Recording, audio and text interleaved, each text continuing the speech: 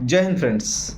दोस्तों, stock market के अंदर आप देख पा रहे होंगे कि तेजी तो आने की कोशिश होती है, लेकिन उसके साथ साथ यहाँ पे एक बड़ी गिरावट भी साथ साथ यहाँ पे आ जाती है। अब कई सारे लोग यहाँ पे परेशान हैं कि भैया मार्केट परफॉर्म कब करेगा। तो इस वीडियो में आज हम लोग इसी के बारे में चर्चा करने वाले हैं। थोड़ा ध्यान से इस वीडियो को सुनिएगा कि मार्केट आपका कब परफॉर्मेंस देता है। आपको ध्यान में होगा दोस्तों, आज से लगभग 2-3 महीने पहले मैंने इस बात की चर्चा करी थी। मैं एक बार वापस से आपको बता देता हूँ। मैंने आपसे कहा था कि देखो, स्टॉक मार्केट के अंदर जो है ना, पैसा लगाने वालों की जो तादाद है वो बहुत ज़्यादा बढ़ चुकी है आज की डेट में। मतलब हर व्यक्ति है शेयर बाजार में पैसा लगाना चाहता है, चाहे एसआईपी के थ्रू लगाए, चाहे स्टॉक्स के अंदर इन्वेस्टमेंट करे, है ना, या फिर इंडेक्स का ईटीएफ खरीद ले। मतलब किसी भी तरीके से वो चाहता है कि शेयर मार्केट के अंदर हम पैसा इन्वेस्ट कर दें। लेकिन इसमें सबसे बड़ी समस्या क्या है पता है आपको?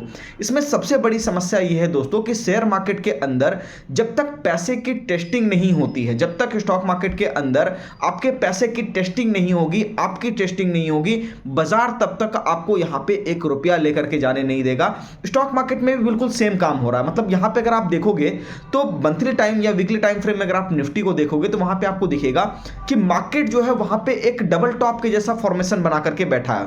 अगर वहां पे आरएसआई के डाइवर्जेंस की बात करें तो वो भी आपको बहुत बढ़िया तरीके से दिखेगा। हालांकि वो बात अलग है कि कुछ स्टॉक्स के अंदर चाल अच्छी खासी आ रही है, जिसके अंदर कि मैंने आपको आज से 3-4 महीने पहले भी लगातार कहा है कि मेटल सेक्टर्स के अंदर चाल आएगी। आपने देखा कि मेटल स्टॉक्स लगभग 40 से लेकर के 80% तक यहां पे बढ़े हुए हैं। तो वो एक बात हम लोग अलग छोड़ देते हैं। लेकिन ओवरऑल मार्केट के सिनेरियो की अगर हम लोग बात करें, क्योंकि देखो एक चीज आपको याद रखना होता है कि स्टॉक मार्केट में परफॉर्मेंस तब आती है जब कंपनियां सेल्स अच्छा करती है, जब उसके प्रॉफिट अच्छे होते हैं। मैक्सिमम लोग क्या है ना, यहां पे अपना पैसा रोक करके रख रहे हैं कि भैया पहले इन्वेस्टमेंट कर लेते हैं, उसके बाद फिर मार्केट चल पड़ेगा।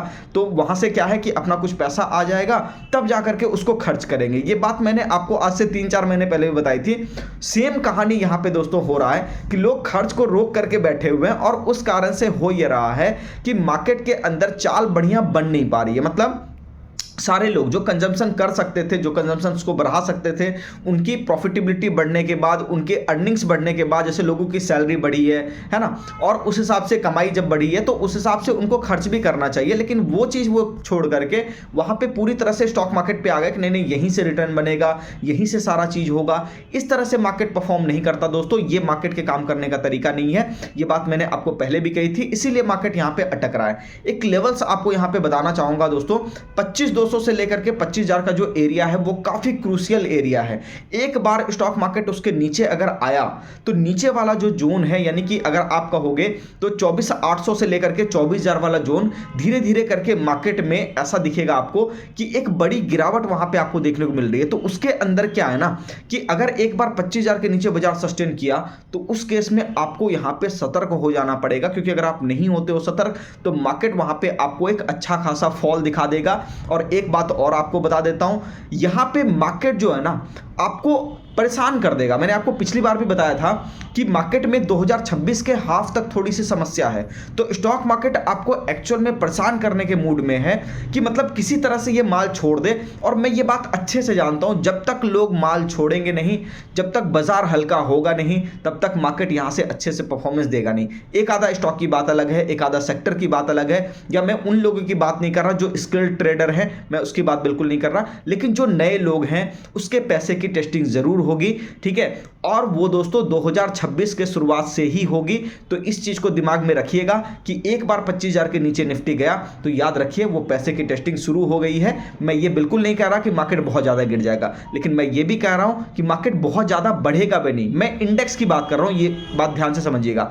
सेक्टर्स के अंदर अभी मैं बुलिश हूं, खास करके मेटल सेक्टर की बात अगर कर ले, या फिर खास करके फर्टिलाइजर सेक्टर्स के अंदर मैंने आपको बताया था कि वहां पे बढ़िया आपको मोमेंटम देखने को मिल सकता है। तो मोमेंटम वहां पे है, अच्छा खासा मोमेंटम है।